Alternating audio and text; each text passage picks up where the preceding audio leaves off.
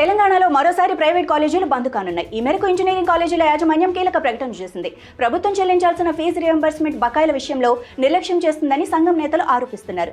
November 3వ తేదీ నుంచి బంద్ పాటిస్తామని, అక్టోబర్ 22వ తేదీన ప్రభుత్వానికి నోటీసులు అందజేస్తామని ప్రైవేట్ కళాశాలల సమాఖ్య వెల్లడించింది.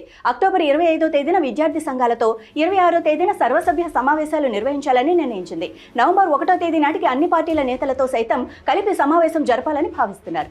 సీఎం రేవంత్ రెడ్డి అధ్యక్షతన రేపు తెలంగాణ మంత్రివర్గ సమావేశం కానుంది. కేబినెట్ సమావేశంలో బీసీ రిజర్వేషన్లపై రాష్ట్ర హైకోర్టు ఇచ్చిన మధ్యంతర ఉత్తర్వులు, సుప్రీంకోర్టు ఇచ్చిన తీర్పు నేపథ్యంలో స్థానిక సంస్థల ఎన్నికలతో పాటు భవిష్యత్ కార్యాచరణపై కేబినెట్ చర్చించనుంది. దీంతో ఇటీవల భేటీలో రాష్ట్ర ప్రభుత్వం తీసుకున్న 2 పిల్లల నిబంధన ఆర్డినెన్స్ కు మంత్రివర్గం ఆమోదం తెలుపనుంది. అలాగే ఎస్ఎల్బీసీ పునరుద్ధరణ పనులు, ఎస్ఆర్ఎస్పీ 2వ దశకు రామిరెడ్డి దామోదర్ రెడ్డి పేరు, కాళేశ్వరం పునరుద్ధరణ సహా పలు ప్రాజెక్టు పనులపై మంత్రివర్గం చర్చించనున్నట్లు తెలుస్తోంది.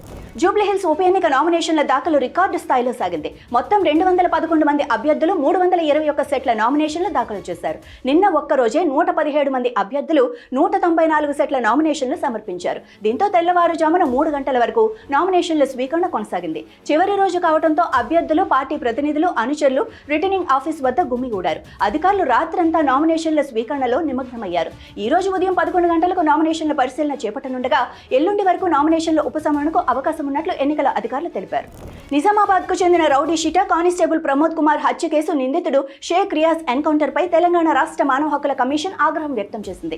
వార్తా కథనాల ఆధారంగా సుమోటో కేసు నమోదు చేసింది. రియాజ్ పై కాల్పులకు దారితీసిన పరిస్థితులు, మేజిస్ట్రేట్ విచారణ, ఎఫ్ఐఆర్, పోస్టుమార్టం నివేదిక కాపీలతో కూడిన వివరణను నవంబర్ 24 లోపు సమర్పించాలని డీజీపీని ఆదేశించింది. ఎన్కౌంటర్ మరణాలపై జాతీయ మానవ హక్కుల కమిషన్ సుప్రీంకోర్టు జారీ చేసిన మార్గదర్శకాలకు అనుగుణంగా నివేదికను ఇవ్వాలని స్పష్టం చేసింది.